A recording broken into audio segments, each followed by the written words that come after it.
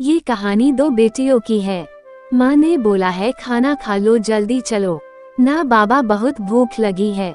इतनी तेज भूख लगी है तो खा लो ना तुम दोनों जाकर। नहीं, भूख तो लगी है लेकिन हम दोनों आपके साथ ही खाएंगे खाना।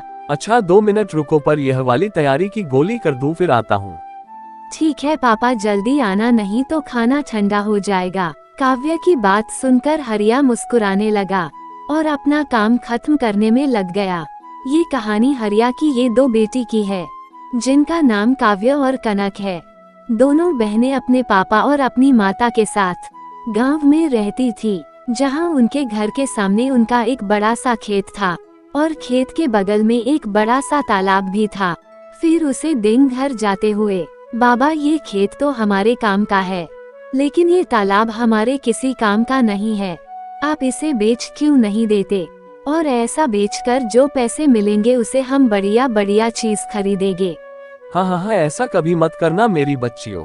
ये ताला तुम्हारे दादाजी की आखिरी निशानी है। पता है कई साल लगाकर उन्होंने बड़ी मेहनत से ऐसा खोदा था। क्या सच में अकेले ही उन्होंने इतना बड़ा तालाब को दिया? बातें करते हरिया और उसकी दोनों बेटियां अब घर आ गए थे। हरिया की पत्नी गीता ने अब उनके लिए खाना लगा दिया था और सभी एक साथ खाना खाने बैठ गए। फिर खाना खाते समय, पापा फिर आगे बताओ ना, क्या हुआ? अच्छा तो तुम दोनों पूरी कहानी सुनना चाहती हो? हाँ बाबा, बताओ ना। तो फिर सुनो। एक बार की बात है, हमारे गांव में कई साल पहले भयंकर सूखा पड़ा।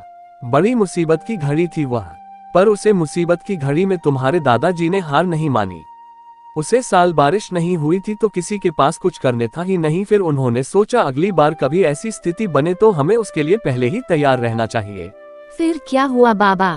फिर उन्होंने उठाया हावड़ा और अपने ही खेत में चलाना शुरू कर सूखे खेत में बाबा? दिया। हाँ, सूखे खेत में सर्व पावड़ा चलते गए। गांव वालों को लगा बेपागल हो गए, लेकिन ऐसा नहीं था। कई महीनों तक अकेले ही वो उसे खेत को खोदते रहे। फिर धीरे धीरे उसने एक बड़े से गड्ढे का रूप ले लिया, यानी वह तालाब बन गए। फिर उसमें से पानी निकला बाबा? हाँ, ऐसे ही थोड़ी निकल आता है पानी। सर उन्होंने इंतजार किया और बारिश आते ही सारे गांव वाले देखते ही रह गए, क्योंकि अब बड़ा सा गड्ढा तालाब बन चुका था और उसमें ढेर सारा पानी जमा हुआ था। तब गांव के लोगों को समझ में आया कि असल में बाबा ने बारिश को पानी का संचय किया है। अरे वह दादाजी ने तो कमाल कर दिया, जो अगले साल की बारिश तक सबके काम आने वाला था। अब तुम्हारे दादाजी तो नहीं है, लेकिन उनकी दी हुए तालाब और उनकी सीख है कि बुरे वक्त में हार नहीं मारना चाहिए। हाँ सही कहा बाबा आपने। ओ अब कहानी पूरी हो गई हो तो खाना भी खा लो, सारा खाना ठंडा होने को आया है। बाबा मन तो बहुत गुस्से में लग रही है। कोई बात नहीं, मुसीबत के वक्त हार नहीं मानना चाहिए। अब जल्दी से खा लो, इससे पहले की बात हाथ से निकल जाए। इसी तरह काव्य और हरिया धीरे से मुस्कुराते हुए हंसने लगे। तेरे इसी तरह कई साल बीत गए, पर एक साल उनके गांव में फिर से सूखा पड़ा। परिवार के लिए बड़ी दिक्कत आ गई। हरिया को एक बीमारी ने जकड़ लिया।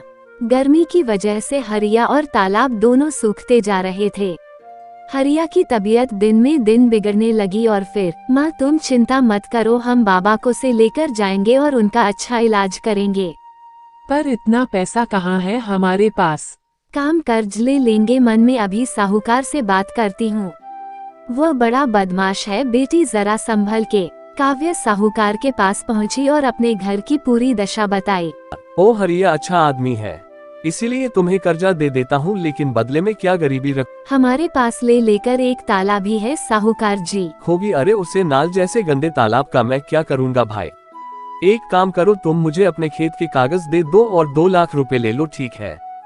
काव्य अपना खेत गिरवी नहीं रखना चाहती थी, क्योंकि ले लेकर उनकी कमाई का एक ही जरिया था, लेकिन न चाहते हुए भी उसे अपने खेत के कागज गिरवी रखने पड़े और वह साहूकार से पैसे लेकर घर आ गई। थोड़ी देर बाद पूरा परिवार पैसे लेकर शहर की ओर निकल पड़े। वह लोग शहर के बड़े अस्पताल में पहुंचे, यहाँ पर उन्हें पता चला हरिया की किडनी खराब है, जिसमें 4 लाख रुपए लगेंगे।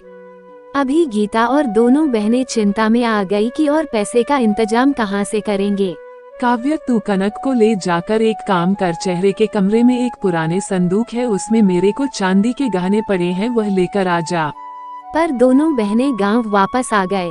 उन्होंने सबसे पहले संदूक को खोल। ये संदूक पहली बार इन्होंने खोला था। संदूक के बगल में एक डिबिया पड़ी थी। कनक की नजर उसे पर पड़ी। दीदी यह क्या है?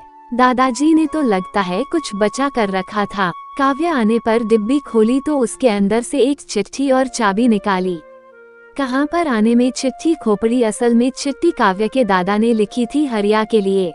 बेटा यह मैंने तेरे लिए रखी थी, इससे तेरा पूरा कर्ज माफ हो जाएगा। चाबी को ऐसा समझना कि मेरे दिल के पास थी। लेकिन अब दादाजी का दिल कहाँ से लाएं? अरे पागल हो, दादाजी का दिल नहीं, किसी तरफ दादाजी सारे कर रहे हैं। ऐसी चीज जो दादाजी के बहुत दिल के करीब थी।